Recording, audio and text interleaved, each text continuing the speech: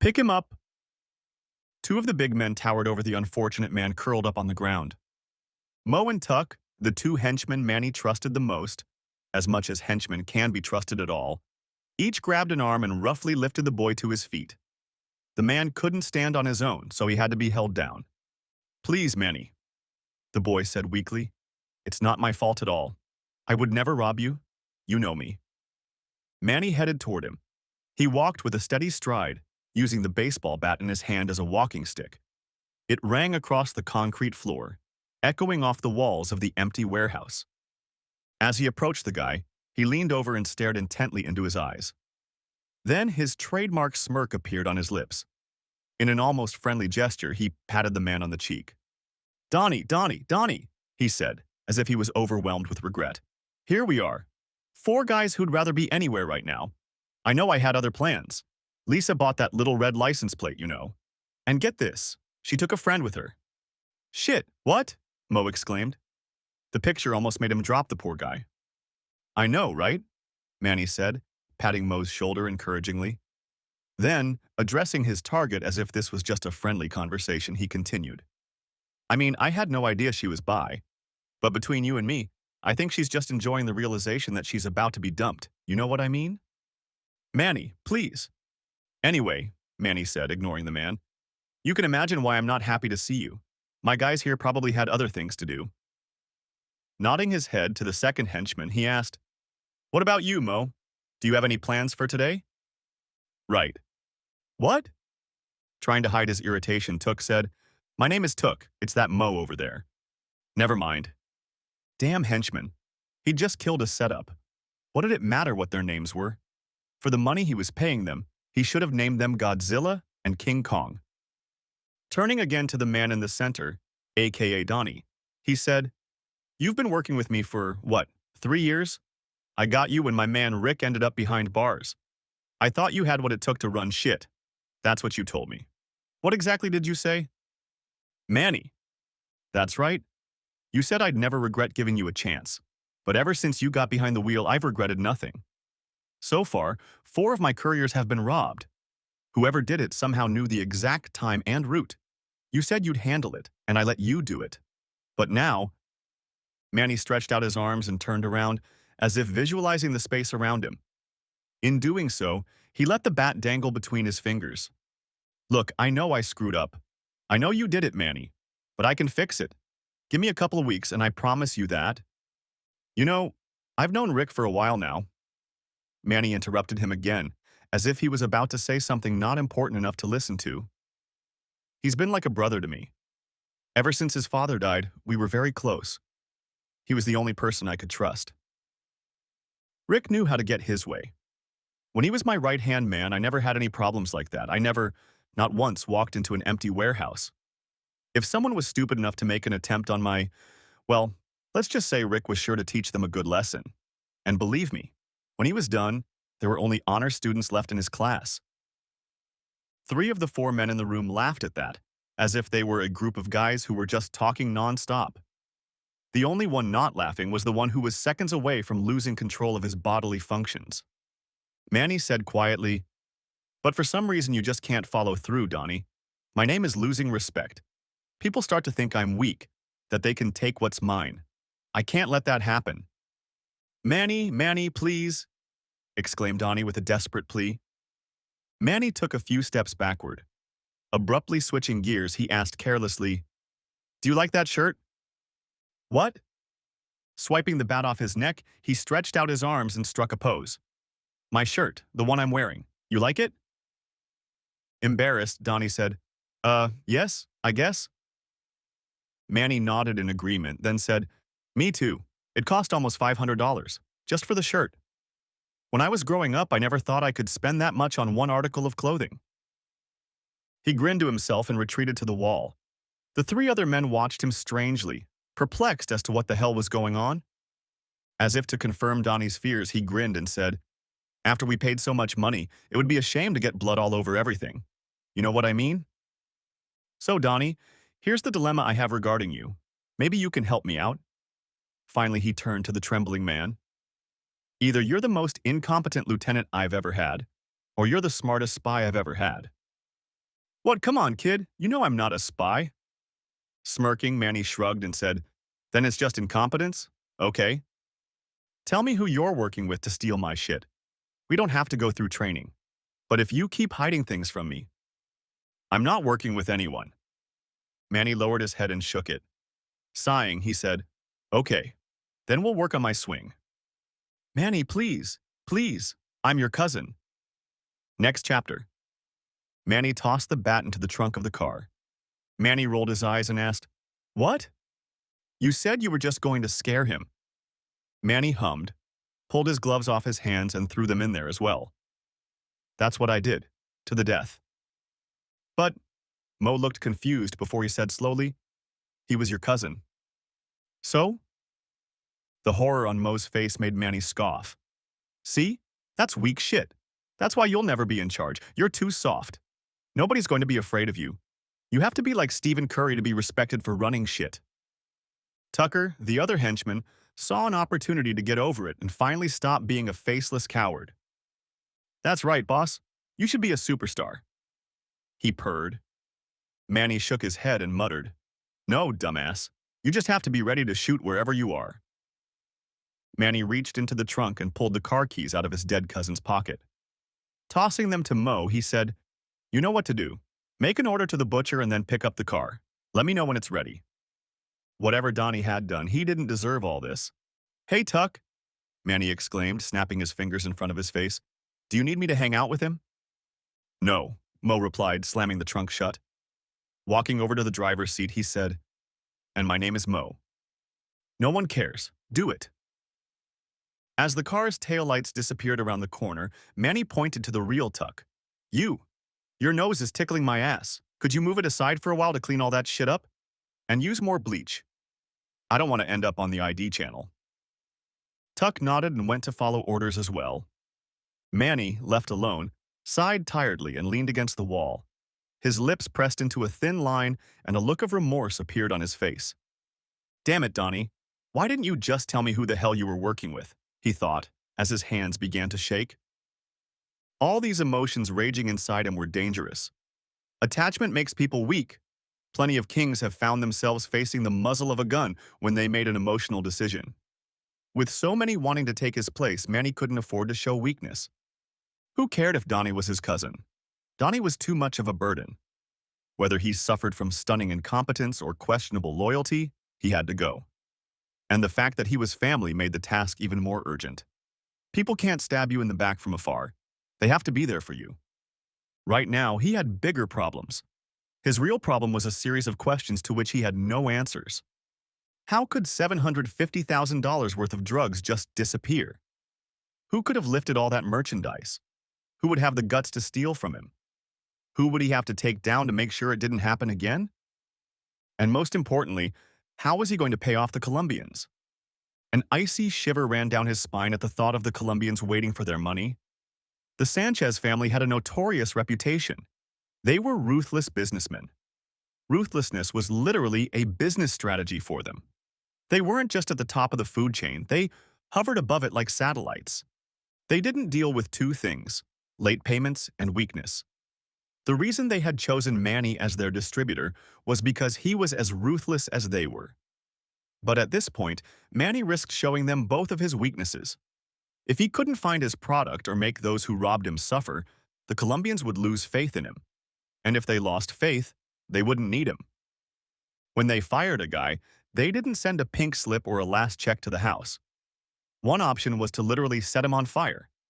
Manny needed answers and fast. The afternoon spent in the batting cage with his cousin was unproductive. What to do next?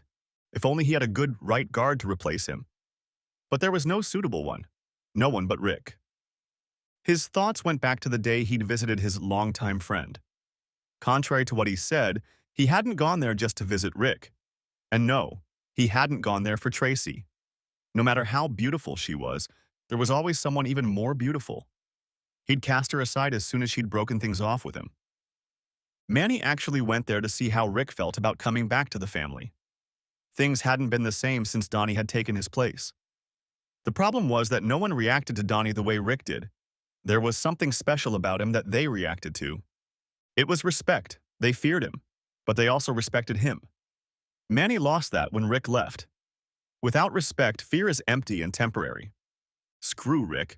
To hell with his overly sensitive ass. How could he let some bitch come between them? After all they'd been through, he'd just torn their friendship apart over some woman. Yeah, Tracy was good, but he could have found Rick a bitch 10 times better with one phone call. Hell, Rick could have his girl if he wanted to. After all, she was bi now. Why couldn't Rick understand that Manny was actually doing him a favor? Didn't he realize that women like Tracy could seduce men? Especially a woman with her considerable talents. It wouldn't be a big deal for her to drag some rich guy with a college degree, 401k, and a stock portfolio after her. That guy would try to steal her, make her his. He would never let her go. He would buy her anything her heart desired to make her fall in love with him. How would Rick be able to compete with him when he got out? He was an ex-con with no job, no education, and couldn't provide her with the lifestyle she was used to before he went to prison. The guy who would take her away would be able to give her all the things Rick was giving her, but he'd do it legally. And with Tracy's mom playing the role of support group, Rick wouldn't even have a wife to come home to. Hypergamy. It's a real thing. But Manny wasn't one of those things. When it came time to back out, he didn't get upset. He didn't try to steal his wife away or force her to choose between them. He understood the situation for what it was. He was just a confidant to fill the loneliness, a surrogate body to warm her when she felt the itch. That was his role, and he stayed in it. In his opinion, it was better that he was the one on standby and not some other guy. You're welcome, Rick. But Rick, of course, didn't notice any of that.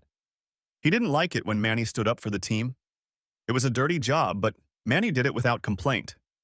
Sometimes he was just a humanitarian. Besides, Rick didn't remember his books staying full with money from Manny's pocket. His child was being fed from the same purse. All Rick saw, however, was pain, betrayal, and heartbreak. As befits a weak bitch. Why does Rick keep pretending he's the same guy? He isn't. He's a wolf. And right now, Manny needed that wolf on his side. How could he get through to Rick? The old Rick, not this sad, sullen pretender. An idea flashed through his mind. He glanced at his watch and nodded, noting the time. Maybe he should stop by Walmart. They often boasted that they had everything a man needed under one roof. It was quite possible that they might have the answer to his little problem as well. Manny picked up his shirt and put it on. Buttoning the buttons, he muttered through clenched teeth. "Damn it!" he exclaimed once again. Despite all his caution, he had somehow stained his collar with blood. More than likely, it was Donnie's blood. Thus, the shirt had gone from his favorite to evidence that could be used against him. He had no choice but to burn it. Why did things like this keep happening to him? He was just a businessman trying to get his piece of paradise. Next chapter. Tracy blew a large pink bubble out of her mouth, then sucked it back in and burst it several times.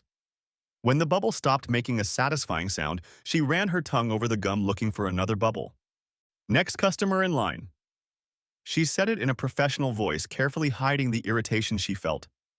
Money transfers, Western Union, stupid questions, complaining about long lines. This was her day. This was her day. It was her life. One of the perks of working at the help desk, however, was the view from the window.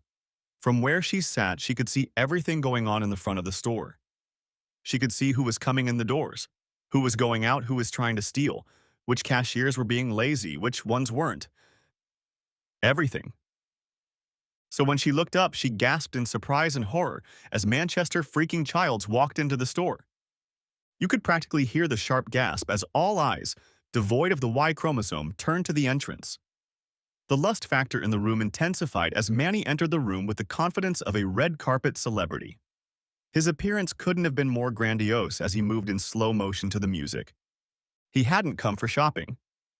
Tracy realized this as soon as his eyes, covered by Ray-Ban glasses, turned in her direction. Without pretending he had any other motive for coming to Walmart, he strode straight to her table, leaving a trail of pheromone cologne behind him. "I'm next," he said to the guy standing with his girlfriend at the front of the line. The guy looked like he was ready to object, but Manny looked him straight in the eye and said, "Brother, don't let this cost you 1,000 hospital bills." Was saving face in front of his girlfriend worth the smoke that would follow? The man looked between Manny and his girlfriend as if trying to solve a riddle. He didn't yet know that he had already lost. Because of his indecision, she was losing respect for him with every passing second. He finally resigned himself to defeat and lowered his eyes to the ground. The world is full of weaklings, Manny thought. Then he looked at the girl curiously. When her eyes met his, he winked and nodded at her. She smiled back. When Tracy got free, he didn't even wait to be invited. He just walked up to her with a cheeky grin on his face. "Hi, Trace. Is there anything I can help you with, sir?"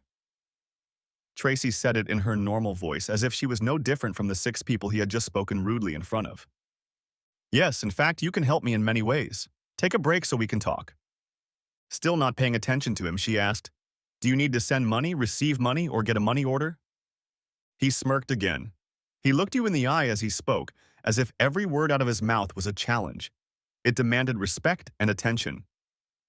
Leaning his elbows on the counter, he said, "Oh, I definitely need to get the money, but not at Western Union." Tracy sighed loudly, no longer trying to hide her irritation. No longer pretending to be professional, she said, "Manny, I'm at work. You're holding up the line. What do you need?" He cast an indifferent glance over his shoulder at the angry men behind him, then returned his attention to Tracy. "You're not listening. I've already told you what I need. I want you to take a break so we can talk." Tracy leaned toward him and, gritting her teeth, hissed in an angry whisper, "We're not talking anymore. We're done." Raising a hand to stop what was about to come out of her mouth, he said seriously, "Relax. That's not why I'm here. I need to talk to you." The humor returned to his voice as he added, "Well, you understand. In other words, besides you telling me how big my—" "Sylvia!" shouted Tracy, interrupting him. "I'm on a 15-minute break. Can you fill in for me until I get back?" Sylvia's eyes darted between her and the suave guy who wasn't her husband. A slight condemnation read in them, but she answered anyway, "Sure, girl." Tracy angrily walked around the table, past Manny, and out of the store. She didn't even bother to check to see if he was keeping up with her. On the way out, Manny unlocked his cell phone and handed it to the girl in line.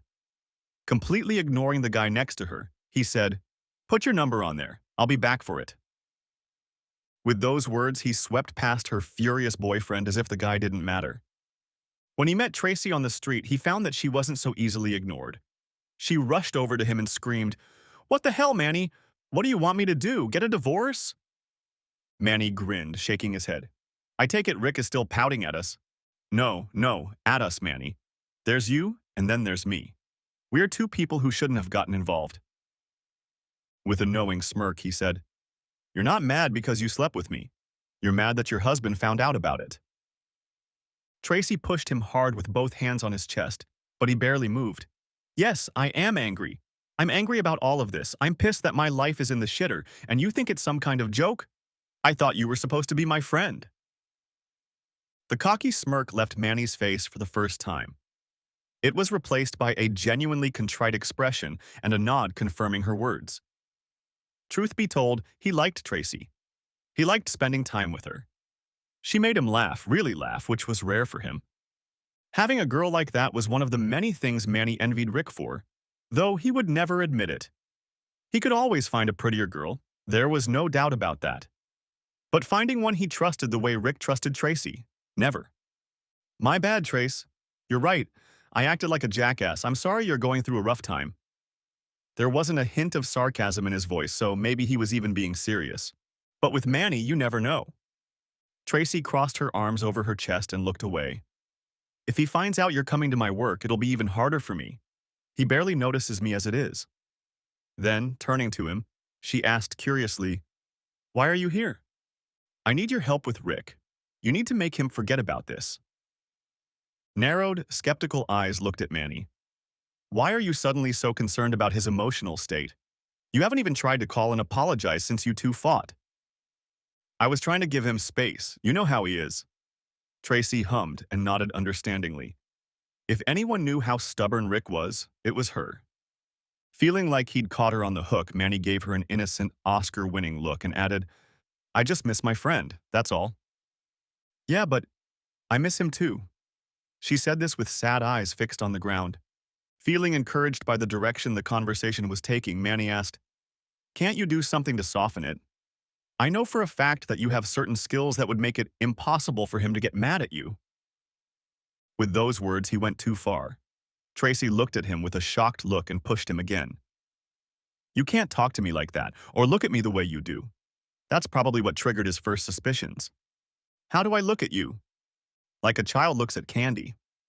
Manny couldn't help himself and licked his lips. He couldn't help himself. Her comparison to candy made him wonder what she tasted like, and what she tasted like was sweet. Pointing a finger at him, she said, "See? That look right there." Manny groaned but raised his hands in a sign of surrender. "Okay, okay, you're right. I'll have to work on it." She crossed her arms again and looked at him incredulously. She didn't believe the whole "I miss my friend" nonsense. He was up to something. "Maybe you should give Rick and I some privacy. Hopefully he and I can find a way to work through this. If that happens, after a while, he'll be able to forgive you too." Manny frowned. This schedule seemed awfully long to him. He didn't have time to wait for Rick. He needed answers, now. "I understand you, Trace, really, I do. But this isn't working for me. I need you to work on your man a little faster. I can't get him to forgive me, let alone you." He lowered his voice and said, "Sure you can." He tried to appear nonchalant, but there was an urgency in his eyes and voice that made Tracy uncomfortable. He wasn't suggesting, he was ordering. The only thing that brought Manny out of his playful, arrogant demeanor was money. And when Manny didn't get money, he became very, very dangerous. He didn't need his friend Rick. He needed Rick the killer. The chill that ran down her spine made her wince, and all the hairs on the back of her neck stood up. She'd seen Manny bullying before, but it had always been directed at someone else. But now to be on his side was so scary. There was no way she wanted to drag her husband into this, not again. She had already lost him once before because of his criminal lifestyle. Last time, she had just sat back and enjoyed his illicit fruits. But now that she knew how much those expensive gifts really cost, she wanted nothing to do with it. She'd rather die penniless than lose Rick again. She had to get Manny out of here. "Okay," she lied in a thin voice. "If I can get him to finally talk to me, I'll find out what he has on you." "Thanks, Trace, I appreciate it." She tried to pull away, but he grabbed her arm and pulled her to him. His grip was firm, almost to the point of pain. Looking carefully into her worried eyes, he said, "I believe in you. I know you can do this if you really want to. Don't disappoint me." She wrenched her hand away and headed back to the store with a quick step. Gloomy thoughts began to creep into his head, but he pushed them away. He could feel the walls of time closing in around him. For the sake of all of them, Tracy had to be able to reason with her man. If she couldn't, Manny would have to take a more creative approach. As much as he wanted to use these tactics on his girlfriend, he no longer had a choice. Just as he was about to head to his car, the girl he had given his phone number to appeared through the sliding doors. He had completely forgotten about her. Giving her his most charming smile, he said, "There you are, pretty girl. I thought I was going to have to run after you to get my phone back." Holding out her phone to him, she cast an expressive look at him. He took it and noticed that Cheryl had done exactly what he had asked her to do. He needed a pleasant distraction from the grim events of the day, so he asked her, "Are you busy right now?" She shook her head. Taking his keys out of his pocket, he pressed the button to unlock his Beamer. It beeped and flashed its headlights. She was clearly impressed. Next chapter. Tracy walked into the house on tired legs and closed the door behind her. She sighed, mentally trying to shake off all the worries of the past day.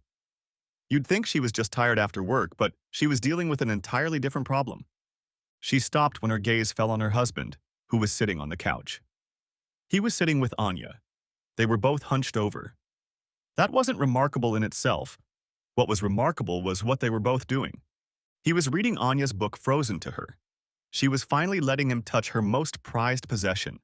He was now officially part of the family. He was a daddy. Tracy felt like crying. Why couldn't she savor this moment? Why did she have to ruin it like this? Upon seeing her mom, Anya instantly flew off her father's lap. Her little feet rushed across the floor towards her mom. Seeing Anya running towards her, she brushed away tears of self-pity and smiled genuinely. She had that effect on people. An excited Tracy picked up her squealing daughter in her arms. "Hi," she said. For a moment, she forgot about rude customers, pushy managers, judgmental coworkers, and of course, Manchester Childs.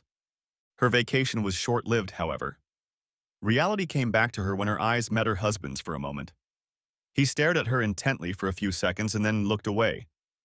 Trying to engage him in conversation, Tracy asked hopefully, "How did you manage to get Anya away from the babysitter?"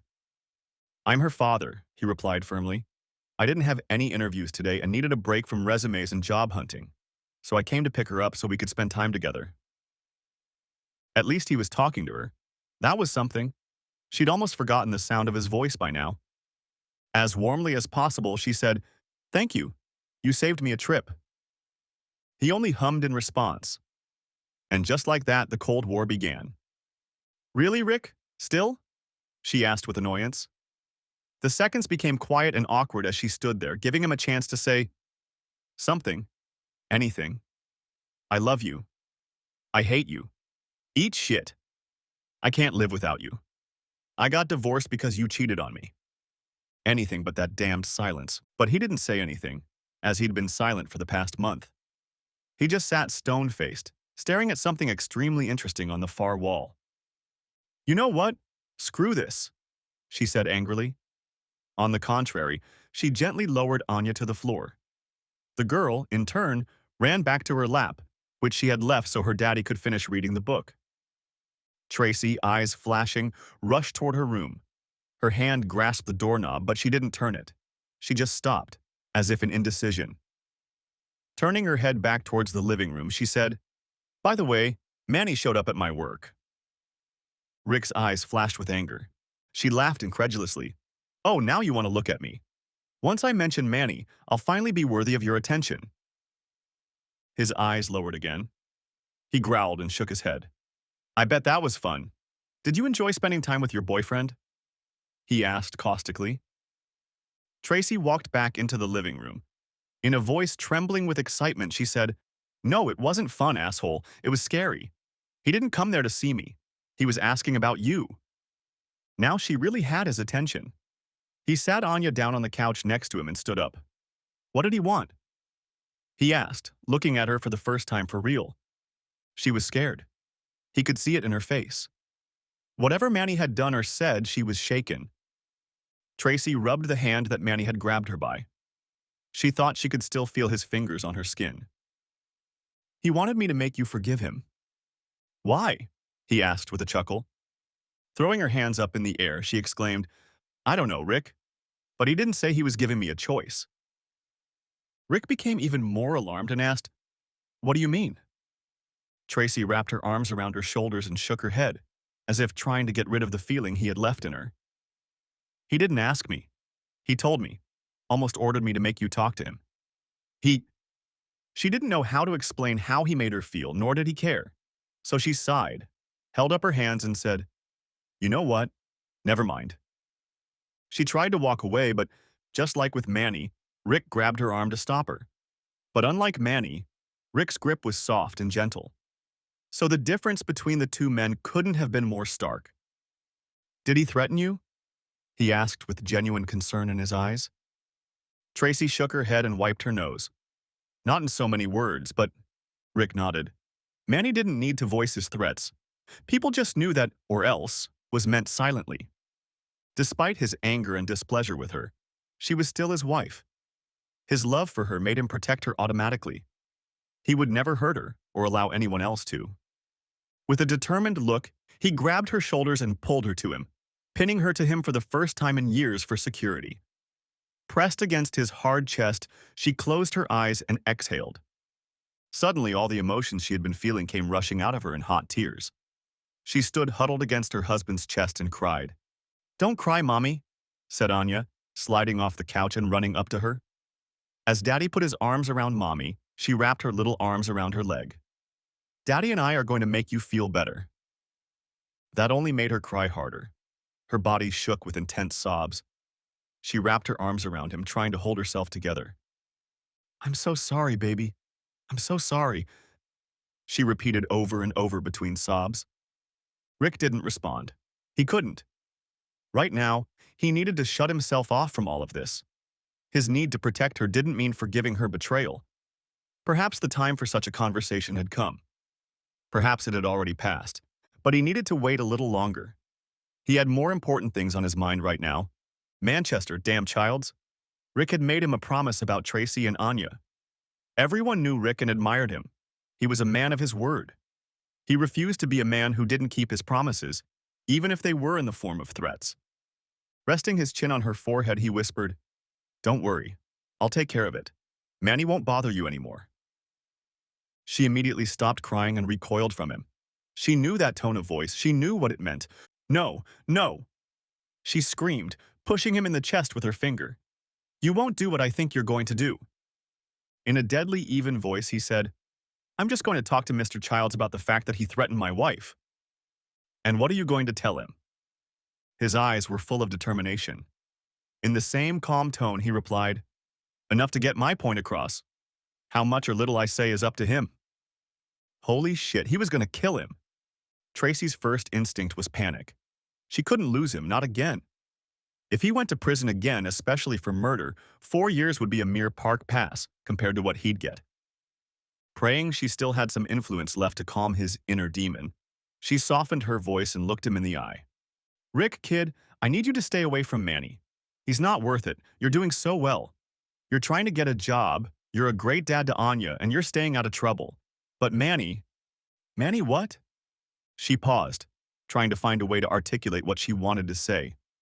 She didn't want to patronize him, but she also didn't want to anger him with wording that would make him look weak. With no choice but complete candor, she said, "Manny is still a bad influence on you. Even if you hate him, he has the power to make you the worst version of yourself. He came to me for a reason. He knows what buttons to push to get you to do what he wants." He let go of her and turned away, a growl escaping his throat. He didn't like that she thought so highly of her lover. "He's not smarter than me, if that's what you're implying." "I'm not smarter," she said quickly. "But you're out of your mind when it comes to him. He'll use it against you." They were interrupted by Martha's presence. She, too, had just returned from work. Sensing the temperature in the room, she turned to her granddaughter. "Anya, baby, let's go to the store for ice cream." Are there any other words more musical to the ears of a 5-year-old? As Martha put on her coat, Tracy looked her mother in the eye. Unspoken gratitude flashed between them. Out loud, Martha said, "Looks like the store on the next street over is out of ice cream, and I'll have to drive across town. We might be late." Without waiting for an answer, she took her granddaughter's hand and led her out the door. For the first time in forever, Rick and Tracy were alone. "Rick, please promise me that—" "You seduced Manny?" he interrupted sharply. That was it. From the surprise, Tracy felt as if she'd been struck with a whip and fell stunned silent. "What?" Rick didn't feel like talking about it now, but he couldn't put it off any longer. The questions that had been burning inside him were starting to come out like vomit. He took a step closer to her. It wasn't threatening or intimidating, just purposeful. As he moved closer, she saw the irreparable pain in his sparkling eyes. The pain was so deep that she almost lost herself in it. "When you went to Manny's house that first night, did you intend to take care of business?" It was a turning point. Tracy felt the weight of that question like it was pressing against her skin. She knew her husband. She knew how important trust and loyalty were to him. She'd failed with the latter. Lying to him now, she would lose the former. After that, there would be no turning back. She couldn't look into his eyes anymore. There was so much pain in them. And she knew that telling him now would only make it worse. But she promised herself that if he spoke to her again, she would no longer betray his trust. Lowering her eyes, she nodded and answered, "Yes." After a moment's pause to recover from the punch to her stomach, he asked, "Did you like it?" Another nod. "Yes." Anger flared in his nostrils. Of course, he knew the answers to these questions before he even asked them. He'd spent all his free time analyzing and overanalyzing that conversation with Manny. And yet he was somehow unprepared to hear that 3-letter word. It started coming out of him all at once. There were too many emotions to process. He did the only thing he could at that moment. He pointed them at her and fired. "How could you fall in love with a man like him? He is evil, after all. But he seemed attractive enough for you. Why? How?" Tracy tried to answer quickly. Her brain wasn't keeping up with her. Baby, I, is it about the money? He dropped it before she could finish her thoughts. The more he spoke, the more misery poured out of his words. Is that what you see in him? Because that's what the other dumbass bitches see in him. They see cars, clothes, jewelry, and they don't care about the rest. But you're not like that. Please tell me you're not one of them. No, not like that at all. Then what was it? I have to know. I have to understand it. If I don't understand, it will drive me crazy. Because I was mad at you, she finally shouted out in an uncontrollable outburst. Suddenly, her beautiful almond-shaped face changed. Creases appeared on her forehead, her eyes narrowed. Pain mingled with anger. In a voice harsh and strong, but not shouting, she said, "How could you leave me like that? You left me, Rick. You abandoned me for 6 years after you promised you'd always be there for me. I didn't have a choice." "Yes, you did," she shouted, jabbing a finger at his chest. Surprised by her outburst, he took a defensive step back, but she wouldn't let him do so. The space between them that he had created immediately closed. Gripped by rage and pain, she declared, "You can't play the victim by abandoning me. Don't you dare. You weren't kidnapped, Rick. You were arrested. You were handcuffed, thrown into a police car, and taken away for crimes you committed. You were convicted in court for the crimes you committed. You were sentenced to 6 years for the crimes you committed. So don't stand there and tell me you had no choice." Rick's mouth didn't work this time, and not willingly. He fell silent, realizing he couldn't justify her words. His silence only spurred her on. She was just getting started. "Do you know what it's like to watch them take everything from me? The house, the cars, the clothes, everything. I was left with nothing and no one. But I'm still left with you because my world ends where you begin. After all this, after all that shit. You had a second chance to come back to me and Anya. All you had to do was tell them the truth about Manny. I could live without money and a house, but not without you. I needed you. So what did you do?" She threw her hands up in the air and shook her head. "You decided to leave us unprotected, knowing how long they tried to take you away from us so you could protect him." The weight of suppressed pain came over her. She had held it back for so long, suppressed it within herself. She wanted to be strong for Rick because she knew it was hard for him to be locked up. She didn't want him to know how much he'd humiliated her, how much he'd hurt her. But those feelings wouldn't go away, no matter how much she ignored them. Oddly enough, if she didn't talk about them, they grew even stronger. She crossed her arms over her chest and hugged herself. Tears moistened her face. All she could do was look away and try to pull herself together. Rick wanted to object. He wanted to at least say something. But despite the gratuitous anger building in his stomach, he couldn't help but admit she was right. If he'd made a different choice, things would have turned out differently. He wouldn't have left, and the two of them would have led normal, boring lives. However, his wife had overlooked one small detail: her choice. "You chose me, Tracy," he said, looking directly at her. There was no malice or anger in his voice. He said with honest determination, "I've never, not once, lied to you. I told you exactly who I am. The expensive gifts I bought for you, you knew where the money came from. All the times I left you in the middle of the night and came back with bloody clothes to burn. You never once asked me about it because you knew. You were with me of your own free will, knowing what you knew. Just as I chose to do what I went to jail for, you chose to be with a man who could have gone to jail, so no, you can't play the victim either." Tracy seemed prepared to object, but her mouth slammed shut. Deja vu flashed through her mind. This was exactly what her mother had said over and over again.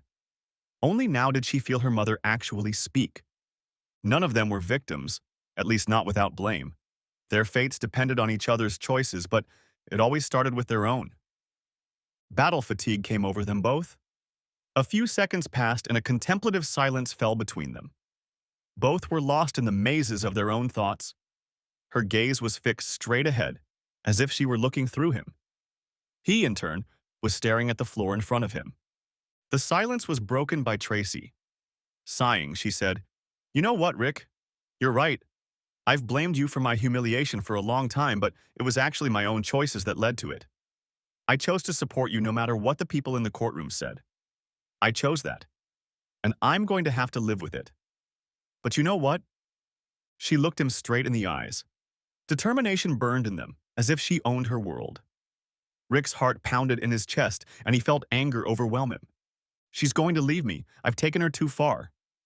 As soon as he felt the cold blade of the famous sword, her eyes softened. She reached out and gently took his hand.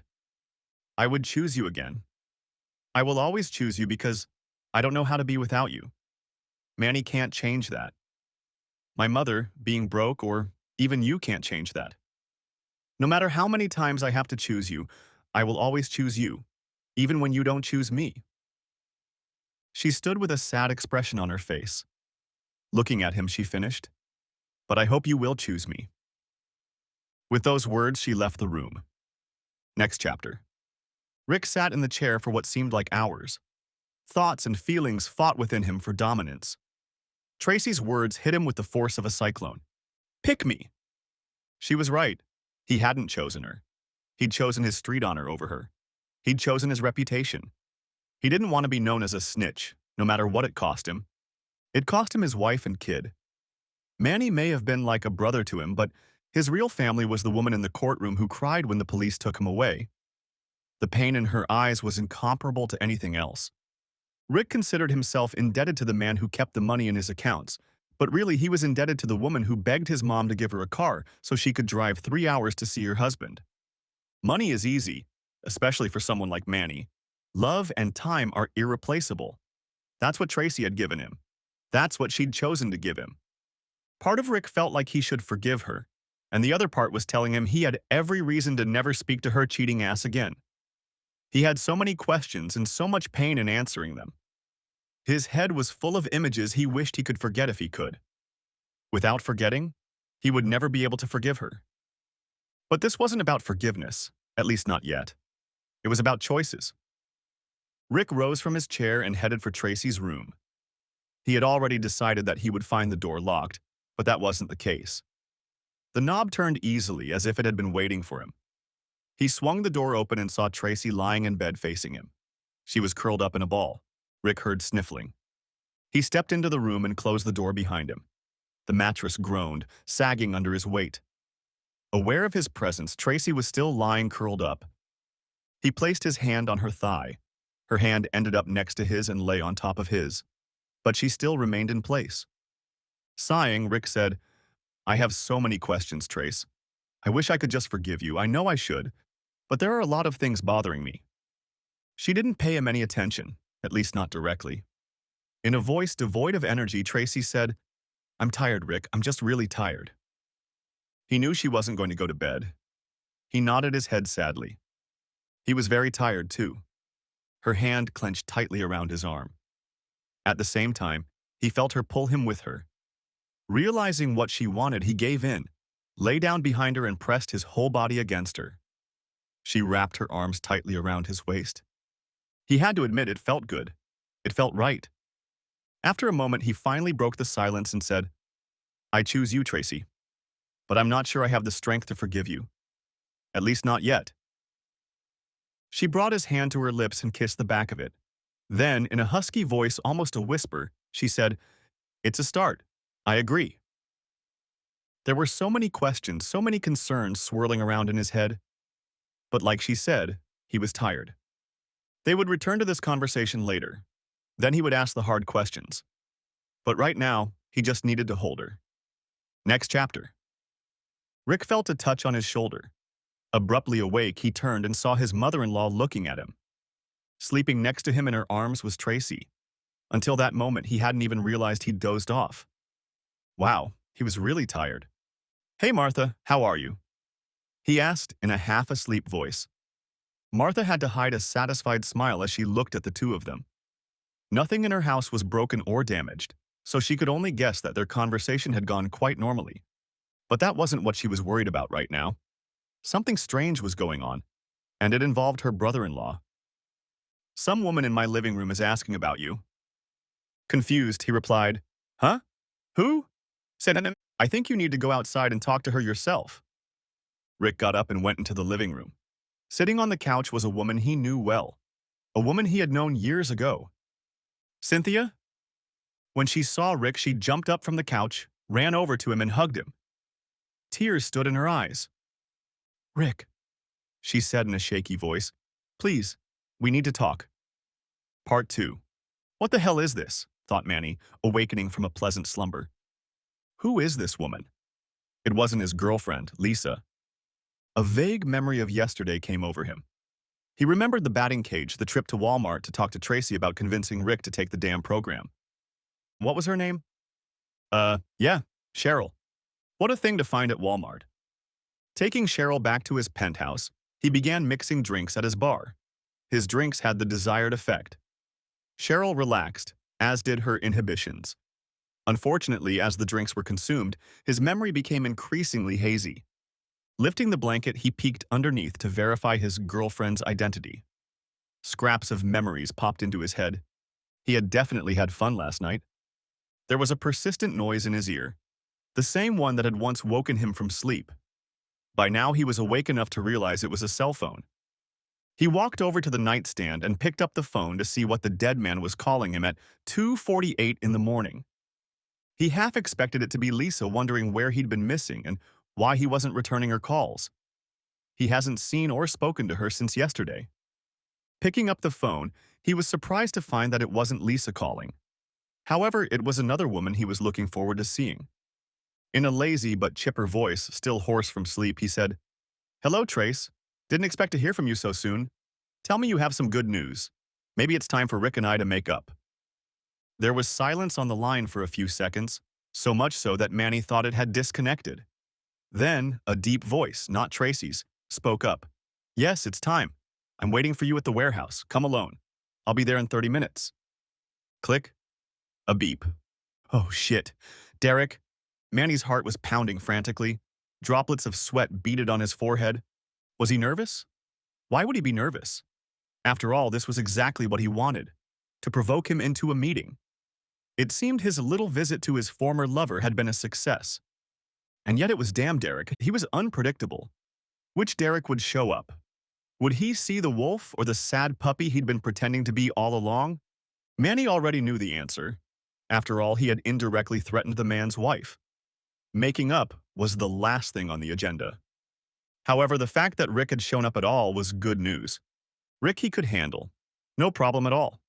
There wasn't a man in the world who didn't walk on water that could instill fear in Manny's heart.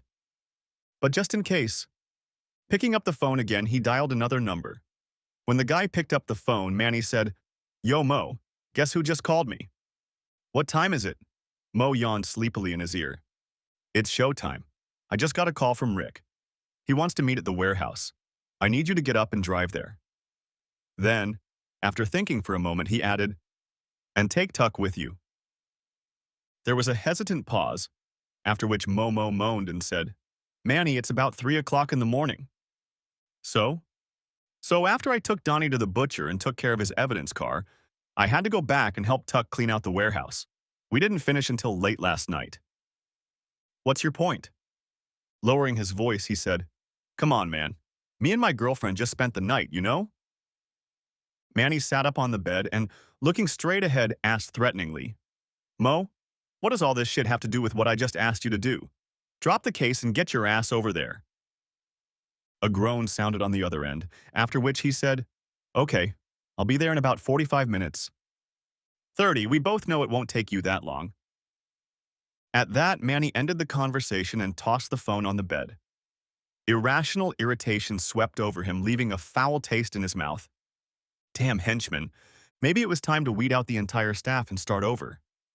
What happened to the days when people just did what they were supposed to do and didn't whine about it? These people seem to have forgotten who he is. First, Donnie had the nerve to steal from him. Maybe. And now his minions feel comfortable enough to doubt him when he gives orders? The Colombians would be so disappointed to see that.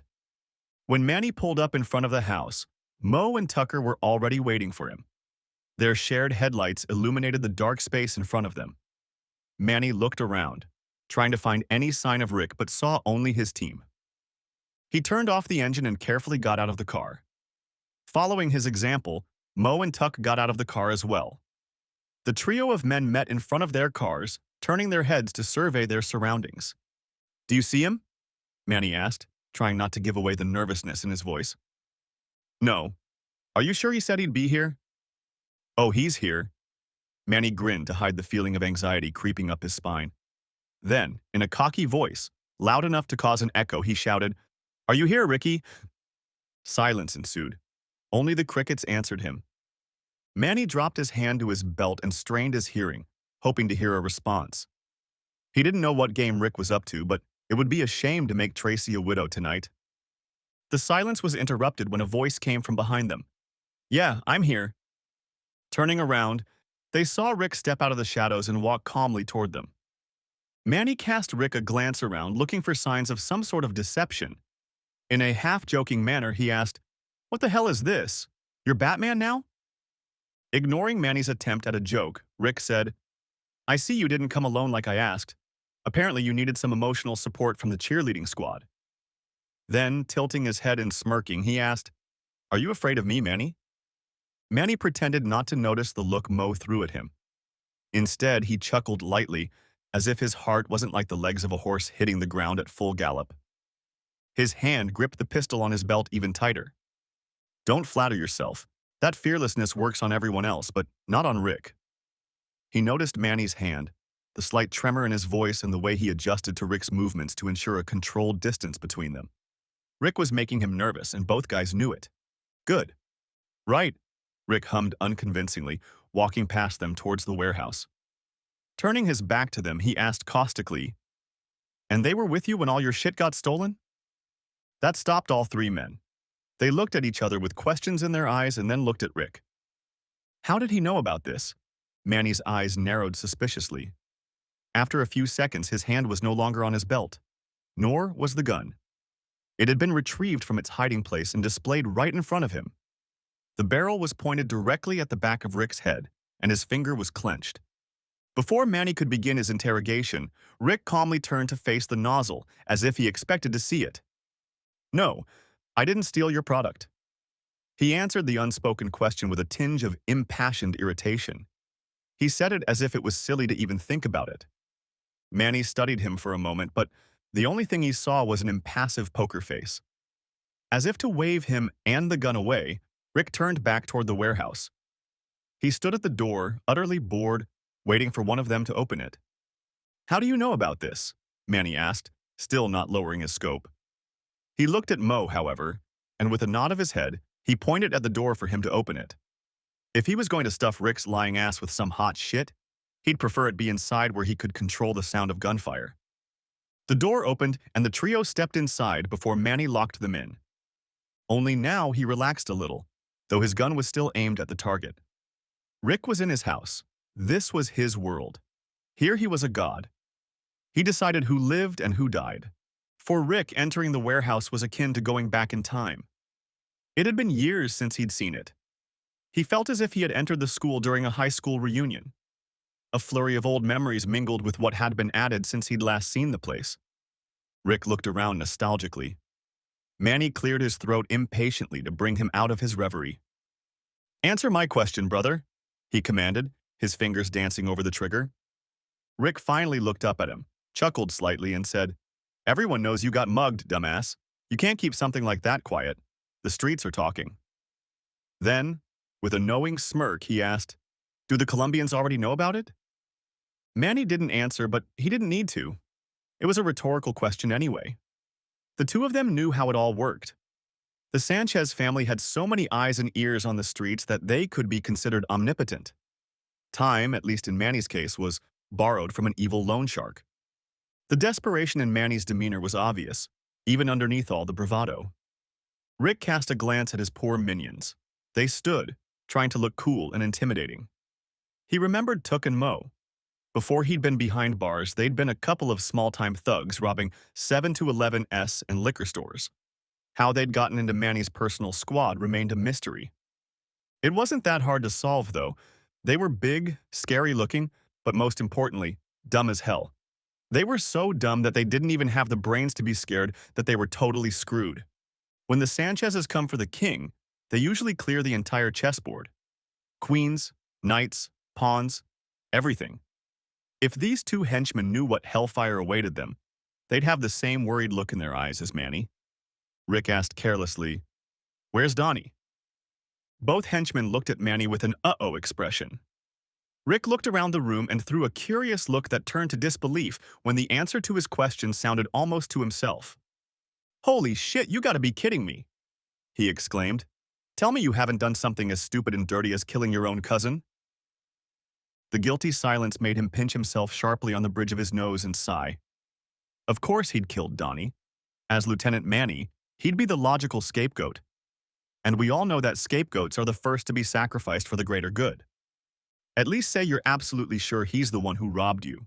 Say he gave you valuable information about where you can find your stuff. And for heaven's sake, tell me you didn't start the whole batting cage thing. Unblinking, wide-open eyes again. For heaven's sake, how do you idiots manage to survive without me? He asked rhetorically, amused by his own question.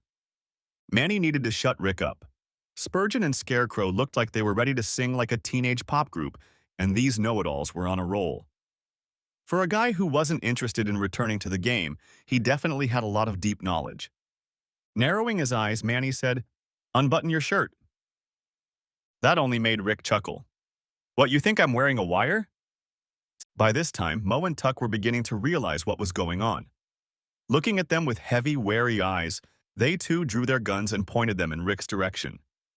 Without the slightest hint of a smile, Manny repeated, "Open up." The tension in the room was building. It was getting stronger by the second. One movement of a finger, a cough, or even a sneeze could cause this night to take a deadly turn. Rick cast a hurt look at all three of them for a moment. "I'm not a snitch. You of all people know that." Manny's only movement was a small smirk and an unconvincing hum. His aim remained true, as did the aims of his minions. Rather than let it annoy him, he decided to have a little fun with them. He comically removed his shirt as if he were performing at a club. He helicoptered it over his head and threw it to the ground. But even the humor didn't help ease the tension. Manny remained utterly serious. There was pure venom on his face now. If need be, he was ready to end his second life in 2 days. With a nod of his head, he ordered his minions, "Pet him." They holstered their weapons and cautiously approached Rick. The man didn't even resist. He just spread his arms and stood looking at Manny while they searched him. When they were done, Tucker said, "He's clean." Shaking his head, Rick asked Riley, "Does that turn you on? Are you sure you don't want to get the full brunt of it?" Finally, Manny lowered the gun. However, his paranoia wasn't ready to put it away.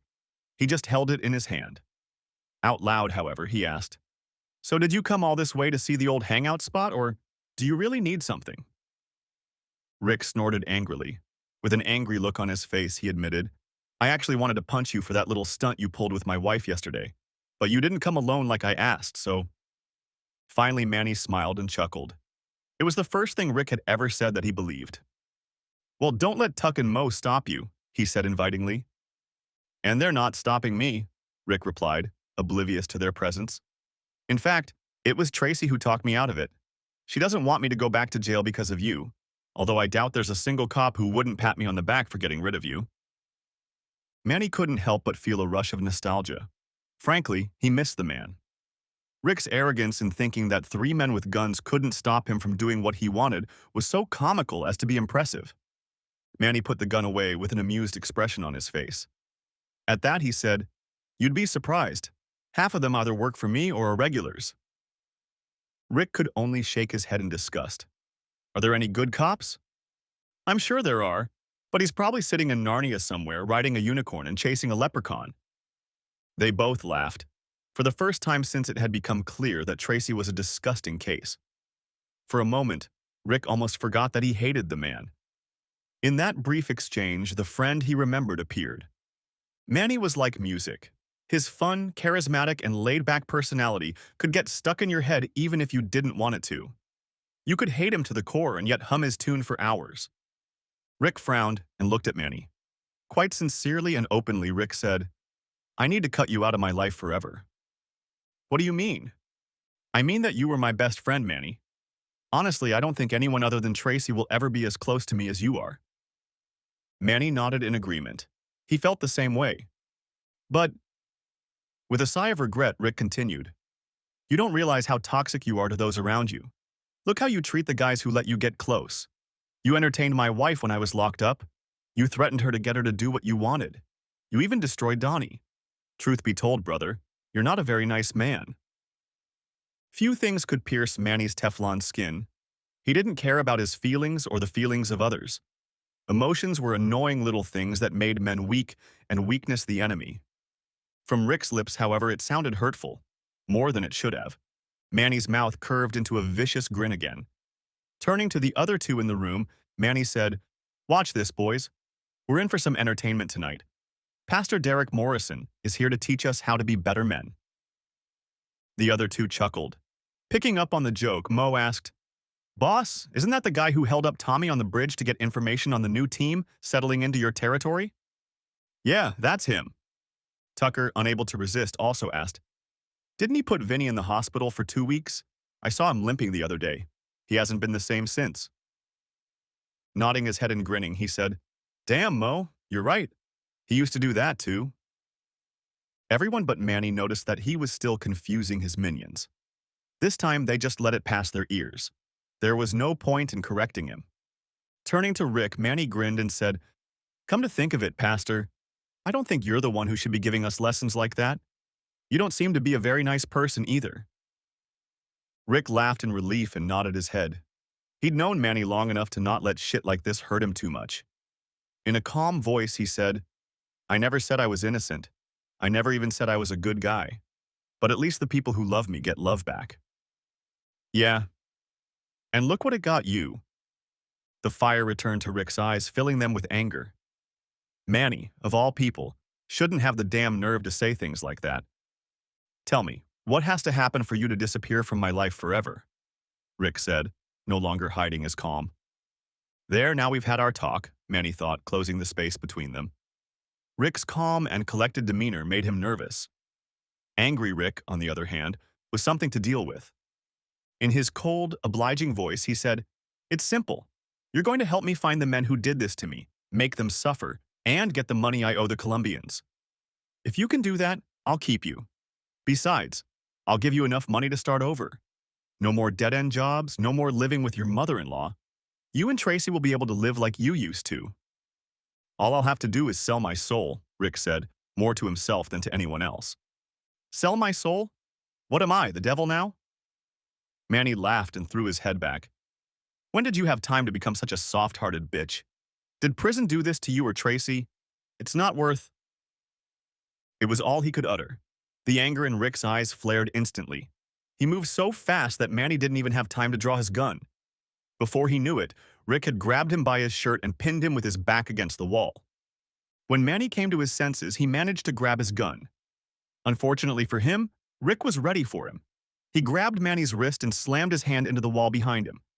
Flaring his nostrils, he growled, "If you mention my wife one more time, you will apologize. Do you hear me?" A sudden pain exploded in the back of Rick's head, forcing him to let go of Manny, and he collapsed to the ground. Stunned and dazed before he knew it, the thugs were pouncing on him.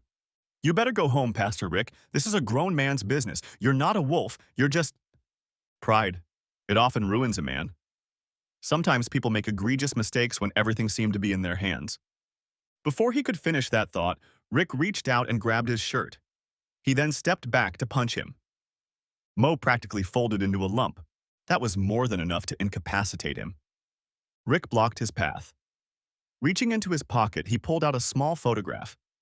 It was wrinkled and tattered, as if the years had aged it badly. It was a picture of Anya, the same one he had gotten when he was sent to prison. Every time he was in a situation where he thought he was going to lose control of himself, that picture brought him back. It was so beautiful, so pure. She needed her daddy. As if muttering to himself, he repeated, "I'm in control. I'm in control." His breathing became smoother and his rage gradually diminished. He closed his eyes and let the remnants of his rage fade away. He continued to ignore Manny, who was still standing in the background, mesmerized by the fans' praise. "And then you hit him with an uppercut like, 'Get over here.'" Rick finally opened his eyes, looked at Manny, and coldly inquired, "Will you ever shut up?" Manny stopped triumphant and irritation flashed across his face. Pulling himself together, Rick shook his head and calmly walked around. "Has it gotten to you yet that all this is happening to you because you're such an asshole? You treat everyone around you like shit. Yeah, fear and intimidation might work for a while, but what happens when it's over? Whoever did this to you wasn't afraid of you. Now you're asking for help from another guy you can't intimidate. And since you screwed up and him screwed his wife, now you're gonna have to bribe him with half of what he'll help you get back. Manny's hot head almost left him. He prepared to say something snide, but stopped himself. There was a subtle change in Rick's voice. Yes, he was being a total jerk, but that wasn't all. Is this a negotiation? Rick only gave a half smile, but said nothing. Manny nodded as if to say, okay? With a look of deep contemplation, he said, well, I was thinking about 25%. Rick pretended to ponder that, then said, 75%. 75? What the hell? You can't get above that. Shrugging, Rick replied, and you can't entertain my wife. Looks like we're both breaking all the rules, huh, Manchester? Growling irritably, Manny said, fine. After I pay the Colombians what I owe, we'll split what's left 50-50. Shit. I knew that was going to cost me. Seeing the embers of rage flaring in Rick's eyes, Manny raised his hands in surrender and grinned. Guilty. Guilty. He said it, not wanting to break the tentative truce that had just been made. When Rick had calmed down, Manny nodded his head toward his unconscious employee and said, you'll be the one explaining to Beavis and Butthead why they're not getting paid. Rick looked at the sleeping men with complete indifference and grinned. I'm sure I can convince them. As Rick strutted around the warehouse again, Manny watched him with a Cheshire Cat grin. He didn't like sentimentality, but it was nice to have his friend back. Sure, at the moment Rick hated him to the core, but things could change. If the man had a lot of money, it would settle past grudges. How much merchandise was stolen from you? Rick asked with business-like curiosity. About 75,000.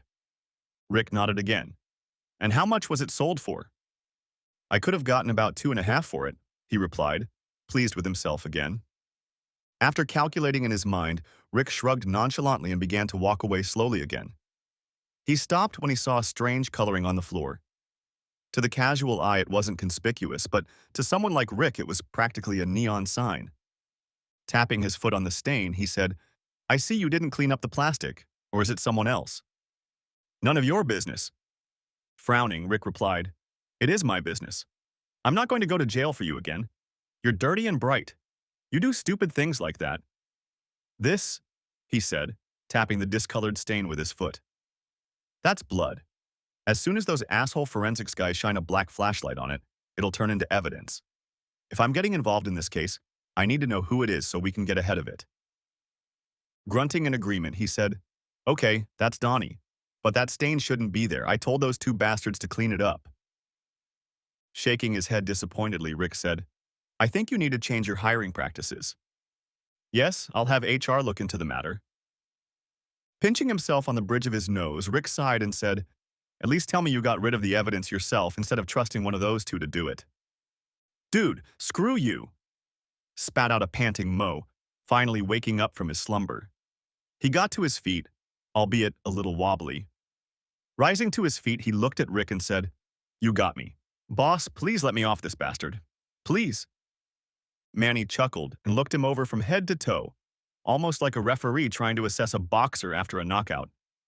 Are you sure you want a second round, Rocky? Mo's self-esteem visibly shook as his boss laughed at him like he was nothing. With anger boiling in his eyes, he practically begged, just give me the word, Manny. Easy, little Tay, Rick said, dismissively waving him away. Why don't you go upstairs and play while the adults talk? Bastard, Mo tried to pounce on Rick, but he didn't even flinch. He was stopped by Manny, who stepped between them. Manny pushed him away with an annoyed look on his face. Damn, dude, shouted Manny. Sit your ass down, Mo. We're trying to talk business here. How about instead of begging for another whipping, you go wake up your little brother? Looking like a grounded child, he pointed at Rick's smug grin and said, this ain't over yet, bitch. We're going to finish this. It's a date, Rick said, and kissed him. As Mo walked away to his partner, Rick looked at Manny with bored desperation and repeated, please tell me you got rid of the evidence yourself. With a guilty look, he shook his head. When Rick groaned, Manny felt the need to protect himself and, by extension, his boys. You can relax, he said quickly. The bat is at the bottom of the river in the trunk of Donnie's car. And Donnie? Butcher took care of it.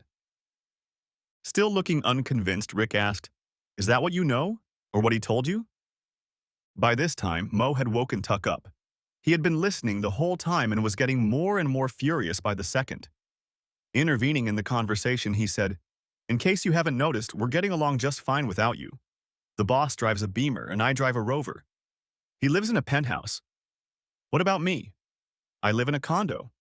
So does Tuck. You live in your mom's house and take the bus. Manny may think you're shit, but all I see is a wimp living off the reputation of what he used to do. That made Manny look at Rick curiously, as if to ask, And what are you going to do about it? As dumb as Mo was, he made some valid points. Of course, the fact that he made those considerations after he'd been knocked out was just as valid. Rick didn't say anything back, just smiled. Then, out of the blue, he said, You know what, guys? I think I've had enough. I've got everything I need. Maybe you're right, Mo. Maybe I should just go home, put my feet on the floor, put on some music, and eat asparagus. Asparagus? Manny asked with a chuckle. Is that what they fed you in prison? With a sly, I know something you don't, smile, Rick replied, No, that didn't happen when I was there. Let me know if they changed that. What? Leaning closer, Rick whispered quietly, You had to take the full course, Monty. No sooner had the confusion been replaced by realization than a loud bang drew their attention to the door. Shocked, horror-filled eyes stared helplessly at the swarm of SWAT teams rushing inside. The only one not surprised was Rick. Everybody on the floor now, yelled the patrolman. As Mo and Tuck carried out the order, he and Manny locked gazes. Rick watched the resentment in his loyal friend's eyes turn to seething rage. Then Manny looked down at the floor to where his gun lay. Knowing Manny, Rick realized what was going to happen next before everyone else in the room did. Blaze of glory? Not today. You're not getting off that easy. Before Manny could jump up and grab the gun, Rick rushed past him and shoved him aside. Ruling out the possibility of suicide, the patrolman pounced on Manny, quickly pulling him to the ground. His arms were twisted behind his back and handcuffs snapped on his wrists. A plainclothes detective wearing a bulletproof vest over his shirt emerged from the sea of weapons. As the resisting and swearing Manny was roughly lifted to his feet, the two men exchanged glances, after which the policeman smiled and said, Manchester Childs, I am pleased to report that you, sir, are under arrest. With false bravado, Manny said caustically, That's harassment, pig. Haven't we danced this song and dance before? What do you think you've got on me? The grin of the cat that ate the canary appeared on the detective's face. Well, let's see. First, you admit to getting $750,000 worth of drugs with the intent to sell them for $2.5 million. You know, because you're a wide-open guy. Besides, we have... The detective's smile grew even wider as he looked at the spot where Rick's foot was tapping. Glancing back at Manny, he finished. The murder of Donald Childs.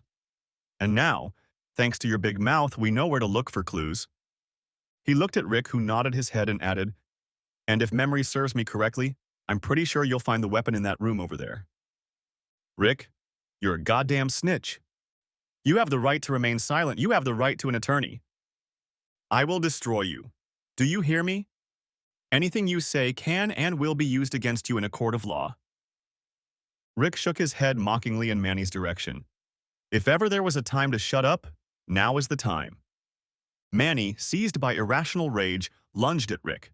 Since his hands were tied behind his back, he lunged at him headfirst like a bull. The only thing he accomplished was that the three guys pinned him to the ground again. They weren't gentle either. He fell face down on the cold, hard, unforgiving floor. Mo and Tuck's handcuffs weren't nearly as dramatic. They submitted fully to the police officers, knowing that any resistance could end fatally. In doing so, they managed to cast a furious glance at the snitch. Rick waved at Mo as he and his partner were led out the door. The detective threw Rick a look that was hard to decipher and held out his hand. I didn't think I'd say this to you, Mr. Morrison, but you did a good job. Rick shrugged, accepting the handshake. Yeah, well, I never thought I'd be shaking hands with a cop. Life is full of surprises, detective. Yeah. The detective nodded. I have to admit, you had us worried for a second. We almost rushed over there ahead of time when things went south. But we heard you say it was under control, so we backed off and waited until we heard the safe word. Frankly, I was wondering how you were going to use the word asparagus to make it sound casual. Rick chuckled and nodded. Yeah, but I'm not sure I'm good at it. I hate asparagus. The detective threw another strange look at Rick, especially coming from a police officer. This time, Rick realized what was in the detective's eyes. It was respect. You know, there are officers who have been on the force for years and can't stay calm like you. You had a gun pointed at you. You were jumped on, and the guy was trying to use every soft spot he knew. Yes, you were a bit confused, but you still managed to get him and one of his men to fully acknowledge you. What you accomplished today is impressive. Nodding gratefully, he added, in another life, you would have made an excellent negotiator. Yes, in another life far from this one. No offense, but I like cops about as much as I like asparagus. The detective gave him one last friendly pat on the arm before walking away. Over his shoulder, he shouted, there are still some good cops left, Mr. Morrison. We can't all move to Narnia. I'll have to take your word for it. Rick took a deep breath and looked around the warehouse one last time. If he never saw this place again, it would be too soon. With those words, Rick headed for the exit. He passed the SWAT team, the forensics team, and the flashing lights of dozens of police cars that flashed across the sky.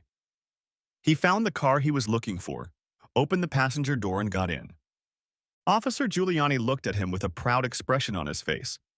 Then he patted him on the shoulder and asked, how you feeling, kid? For some reason, Rick thought he would feel like a winner now. After all, he had won. He had beaten Manny at his own game. But for some reason, he didn't feel good. He felt like a snitch.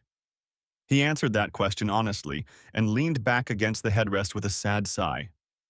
The policeman nodded, took a sip of his coffee, and put it back in the tray. Calming down, he said, whether you realize it or not, what you did here was incredible.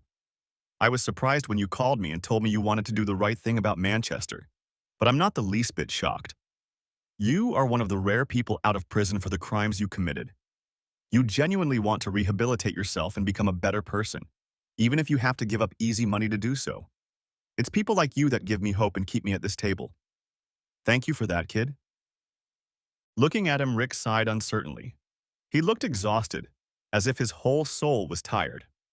Throwing another glance at the chaos outside the window, he said, if it's all the same to you, Officer Giuliani, I'd like to go home. I need to see my wife. The policeman nodded understandingly. I understand. As soon as you ask them to take the microphone off you, I'll take you home. Rick nodded gratefully, got out of the car, and went in search of the detective.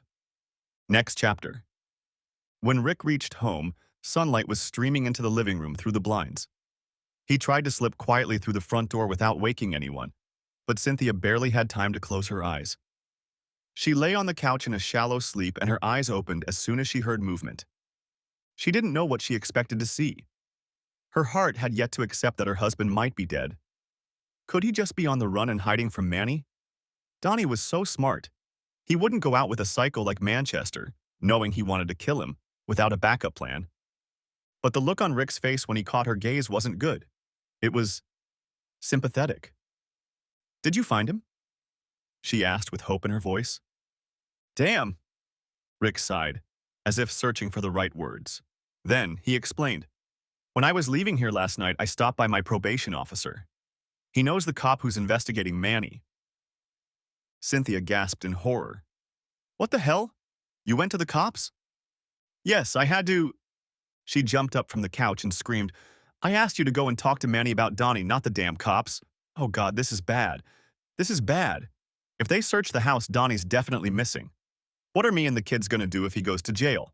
Oh God, oh God, oh God, oh God, oh God, oh God, oh God, oh God, oh God. Cynthia, Rick exclaimed, grabbing her by both shoulders to make her stop. When he got her attention, his voice lowered and he said, Donnie's dead. Huh? He didn't want to repeat it. As the words hung in the air, he saw understanding dawn on her face. Her lips moved, weakly trying to form words, but nothing but inarticulate sounds came out until she said quietly, almost in a whisper, He can't be dead. I saw him only yesterday. She looked at him as if begging him to give up those two words. She would have heard anything but that. But he could neither do what she wanted nor say what she needed to hear. Instead, he said, Manny confessed to destroying her. The grotesqueness of that sentence struck her to the core. Tears streamed down her face, turning into a mirror of pain and horror. No, no, no, no, no, no, no, no, she screamed as her shuddering body began to collapse before her eyes. She collapsed under the weight of her new reality and began to fall to the floor. Fortunately, Rick saw that she was about to fall and quickly wrapped his arms around her and led her over to the couch. Oh my God, she wailed as the widow's song of heartbreak burst from her lips. She sobbed loudly as she clung to Rick's chest and pounded him with her little fists. He can't be dead. You're lying. Please don't lie. It came to his attention that they weren't alone. Looking toward the hallway leading to the bedrooms, he saw his wife and mother-in-law standing there. There was a look of heartbreaking sympathy on each of their faces.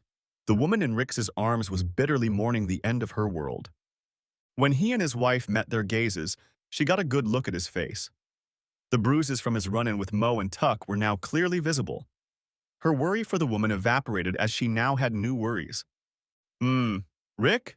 Can I talk to you in the kitchen? Tracy asked with excessive politeness. He wanted to object to leaving Cynthia like this, but the icy notes of his wife's politeness piqued his curiosity. So he told Cynthia that he would go into the next room but would be back soon, and met Tracy at the dining room table. How are you? He asked with a note of impatience in his voice. What's up? She repeated, shrugging perplexedly. You're telling me? You took my phone and left last night without saying anything to anyone. And now we find out you went to the police to turn Manny in. Not to mention you look like you've been in a fight. What exactly is going on here? It's a long story. I'm listening. And Rick began to tell her the abridged version. Perhaps he should have softened some of the details because he didn't get very far before he was interrupted. When he got to the sentence about meeting 3 guys in a warehouse carrying wire cleverly disguised as a belt buckle, Tracy flinched. Wait, what? Tracy screamed. You put that damn wire on to talk to Manny and his goons, and you went in there alone. With Manny? Are you crazy?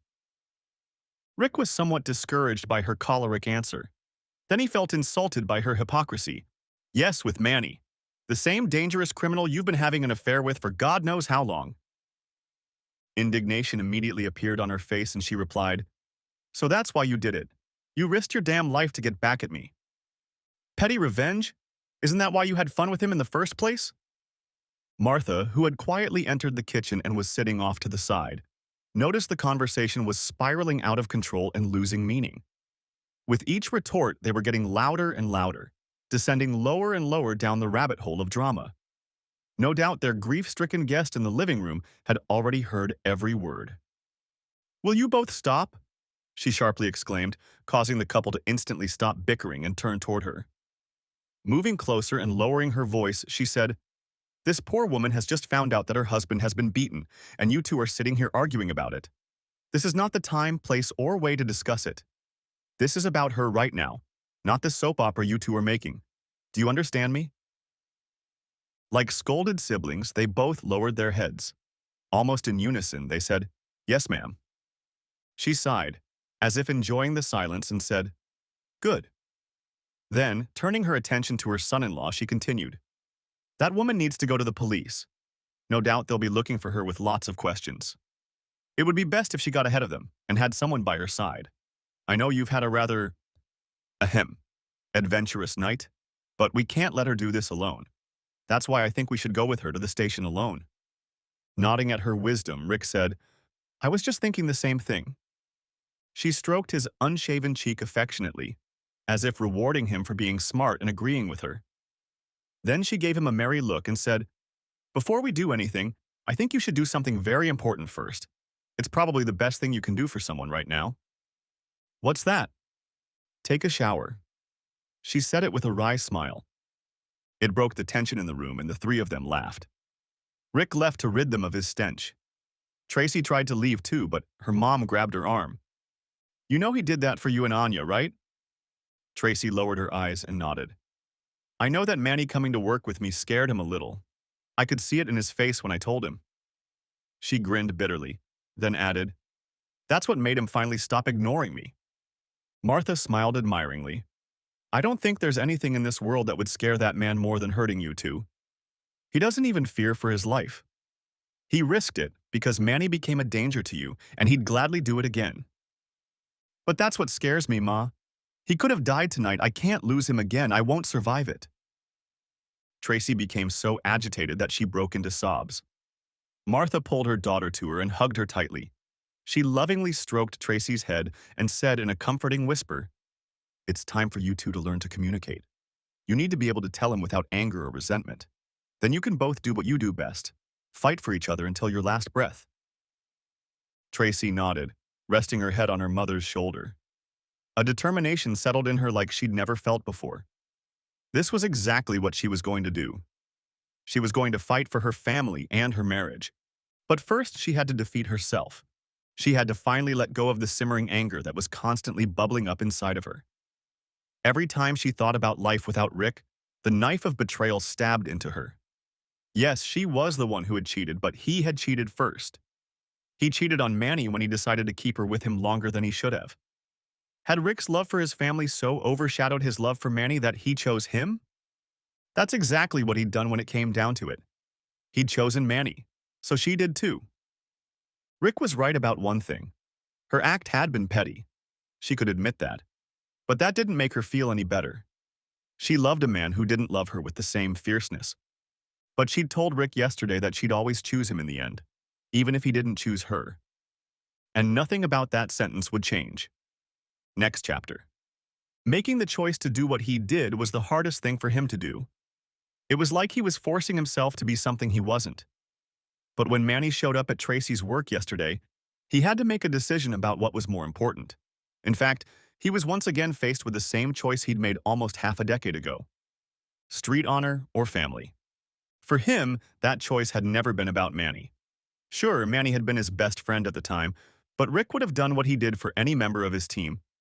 When it came down to it, Rick hadn't chosen Manny over Tracy, but himself. Being a husband and father was a pale comparison to the role of damn wolf. But Manny had gone to Walmart yesterday not to help Tracy, but to send Rick a message. He wanted Rick to know that he could get to her if he wanted to, and even his past friendship with the two of them wouldn't stop him. She was a pawn to him because she was Rick's queen. When Manny really wanted something, he left a person with only two options: do what he said and sleep well at night, or don't. However, Rick had inadvertently made that blurred choice crystal clear. Now all that was left to ask was who would respond to Manny's not-so-subtle chess move, the husband or the wolf? The Rick of yesteryear would have behaved like a thug in this situation. He would have grabbed a gun, shoved it in the mouth of one of Manny's little buddies, and made them mutter where to find him. Then he would break into his house and wait for him to come home. Manny would catch Rick sitting on the couch drinking his best wine with an evil grin on his face and a gun in his lap. It would end in a spectacular shootout with one of two outcomes. Both would mean he was out of the family for good this time. But the Derek who stood here now had never been the same. This Derek had always chosen Tracy and would never leave her. That was the only honor worth swearing to. Next chapter. After lunch, Rick and Martha traveled with Cynthia to the police station. By this time, Mo had already been questioned at length about the taped statements about the butcher. The cops had managed to track down the store, arrest the people who worked there, and find Donnie's body. Or rather, parts of Donnie's body. He had been chopped up into several pieces, packed up, and was going to be taken to various places for disposal. That's how Manny disposed of his bodies. This was the target of Casey's Fine Meats, aka the butcher store. It was one of his many fronts. Cynthia recognized Donnie's head. Then she vomited and passed out. Killing and destroying Donnie wasn't the only thing Mo confessed to. As soon as he was seated in a dingy, monotone interrogation room with a two-way mirror, he began warming up his vocal cords Whitney Houston style. "And I will always love you." Turns out he and Tuck weren't as dumb as they'd been made out to be. They were the ones who stole Manny's merchandise. They were tired of working for him, tired of being constantly put down and feeling like they were next on deck in the batting cage. They did it in the hope that the Sanchez family would get rid of their problem and maybe see them as something more than a hired force. But what Mo regretted the most was Donnie's death. He knew the blame would be placed on Donnie, and it was perfect for his plans. Everyone would look past it, but no one would get hurt. After all, Donnie was Manny's cousin. He was the one person Manny wouldn't kill, right? Now Donnie's ghost would haunt him forever. In the months that followed, Manchester Childs became one of the most infamous names in the news. The case had all the makings of a blockbuster thriller, and it ended with the villain being caught in an epic showdown with the police. That such racy news would soon be a thing of the past was out of the question. It seemed like every week there was a new sensational piece of information. The police raided a butcher shop. Small-time drug dealers were arrested, leading to new confessions. By the time it was all over, Manny had become the youngest and most notorious gangster caught in recent history. He had a better chance of being abducted by aliens than living as a free man again. Unless, of course, he snitched on the Sanchez's. Rick was glad the cops kept their word and didn't mention him. He wasn't hungry for fame and just wanted to keep his head down and not get involved in sensationalism. Besides, where he came from, being a snitch wasn't considered heroic. Even against someone as famous as Manny was, people still disapproved of him. Naturally, there were whispers about his involvement, but no one said a word to his face. Corrected or not, he was still Rick. Besides, his reputation allowed most people to ignore it. He'd already done time for Manny. What would make him snitch on the investigation? It was probably a good thing Manny didn't go out of his way to hide the fact that Tracy was amused by it. There weren't many people who would take that little thing with a smile. All Rick had left to do was live his life, serve his parole, and become a regular citizen like everyone else. Yeah, that's true. Easier said than done. Rick may have helped take a criminal off the streets and gotten praise from the police, but the downside of not knowing that was that, in the eyes of the business world, he was still an ex-convict. Places that hired ex-convicts didn't do it out of the goodness of their hearts. They hired them because they were disposable. The pay was minimal, and no one cared if they were treated fairly. He could be a free man, but the shackles of prison still gripped his wrists tightly. His past haunted him from job to job, employer to employer. Martha worked with Rick, trying to help him become less threatening in the workplace. The intimidation that helped him on the streets had the opposite effect at work. The two of them worked on softening his demeanor, speaking eloquently, and controlling his temper.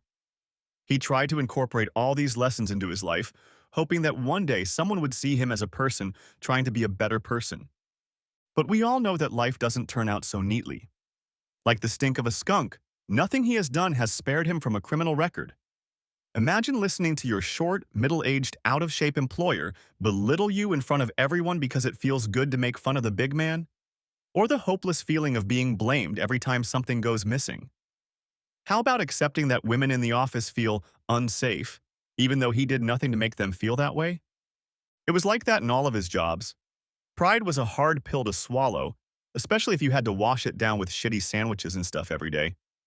But every time he found himself ready for the reincarnation of the wolf, he pulled a crumpled and battered picture of Anya out of his pocket to remind himself what he was fighting for.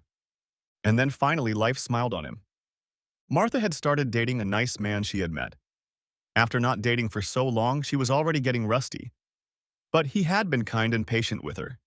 And while that didn't matter to Rick, to Martha the fact that her new beau was a business owner mattered a great deal. Especially if that business was a chain of hair salons. Don't forget that Manny ran several money laundering businesses. Which one was Rick running? Oh yeah, the barber shop. Next chapter? 2 years later. Rick rang the bell of the familiar building in front of him. Wrapped in a thick coat, the harsh wind whipped across his face, which was the only exposed part of his body. "What can I do for you?" said a familiar voice in an indifferent tone. "Derek Morrison," he replied. A buzzer rang loudly, letting him know he needed to make his way inside quickly. As he approached Linda's desk, he smiled broadly at her. Of course, she looked at him with the same disinterest she'd been looking at him with for the entire probationary period. "You may pass," she said nonchalantly, and went back to her computer. "I bet she doesn't do anything on that computer except play solitaire," Rick joked to himself as he headed for the office.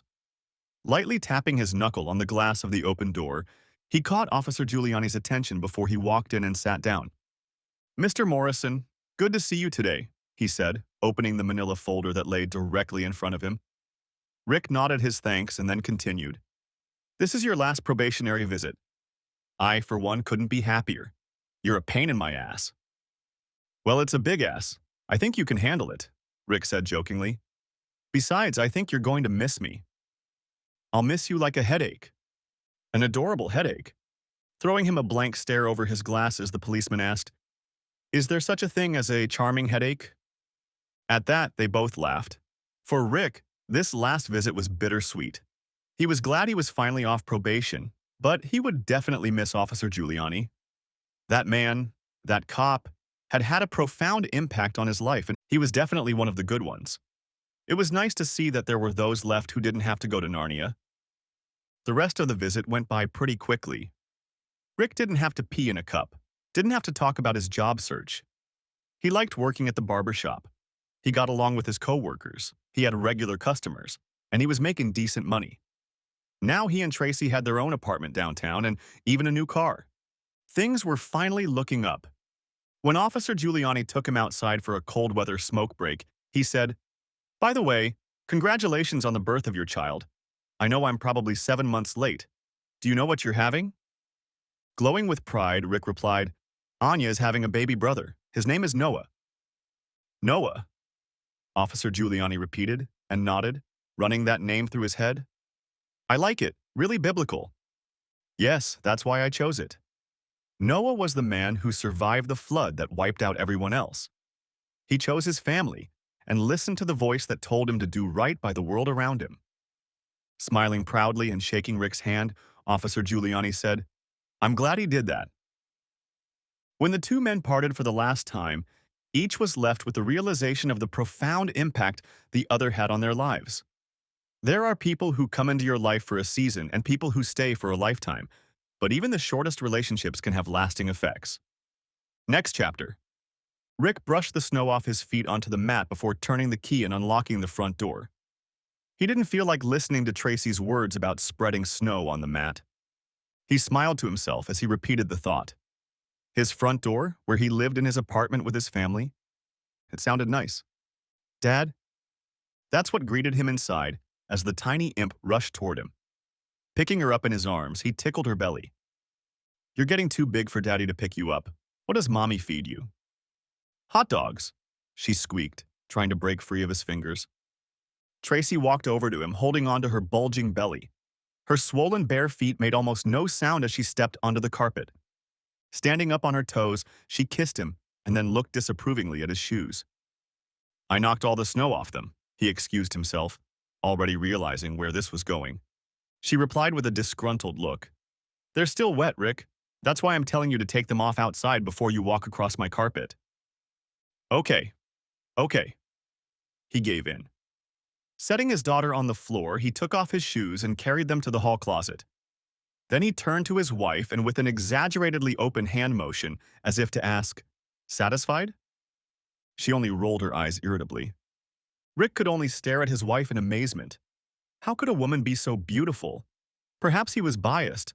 After all, she was pregnant with his second child. But if he had to cast his vote for the most beautiful woman ever born into the world, she wouldn't be there. Shortly afterward, dinner was served. The family sat down at the table and Tracy looked over each of them. Everything was perfect. This moment was exactly what she dreamed of every night when Rick was locked up. She didn't need money and cars to be happy. Everything she could ever dream of was sitting right here at this table, stuffing their mouths with spaghetti. Despite this, gloomy thoughts filled her, crowding out the happy ones. She couldn't shake the feeling of remorse. This was something she had almost lost, something she deserved to lose. What would her life be like if Rick hadn't forgiven her? What if he'd just walked away? Or worse? She didn't even notice the tears flowing. It wasn't until Rick looked up at her with a concerned look that she realized how much misery was written on her face. "Trace, what happened?" Trying to gather her thoughts, she tried to speak, but the words wouldn't come. I just... What, baby?" The sob that had been waiting to come out for so long came out. Rick rose from his seat and squatted down beside her. As he soothingly stroked her back, she was finally able to say, "I'm just so happy." To that, he only smiled and stroked her arm. "I am too. I know I was against marriage counseling at first, but I'm so glad your mom insisted on it. I'm starting to believe she's our guardian angel." "Oh my God," Tracy said, bursting into hearty laughter. "Please don't ever tell her that. She already thinks she knows everything. He kissed her salty, tear-soaked lips tenderly. I love you. I love you too, Rick. At the table, Anya must have felt left out. Smearing spaghetti sauce on her lips, she threw her hands up in the air and asked, Who loves me? Both parents looked playfully at each other for a moment, then rushed over to her. She squealed and giggled with delight as each parent took her cheek and gave her a loud, boisterous kiss. Breaking news. The body of Manchester Childs, a notorious gangster who led an underground network of drug dealers for nearly a decade, was found this morning. His trial lasted nearly 9 months until he suddenly changed his plea from not guilty to guilty. Insiders say he made a deal with the district attorney because he was willing to provide evidence against his supplier in exchange for a lighter sentence. For nearly a year, no one saw or heard from Mr. Childs. He was believed to be under police protection. Investigators did not say whether they suspected police involvement in his death. However, they did not rule out the possibility. Records show Childs' empire brought in between $3 million and $4 million a week. He left behind no next of kin. The investigation is ongoing. We'll let you know when more information becomes available. The end. If you missed the first part of this video, you can find the link in the comments or in the description. Thanks for watching. Hope you enjoyed it. Subscribe to my channel and stay tuned for the next videos.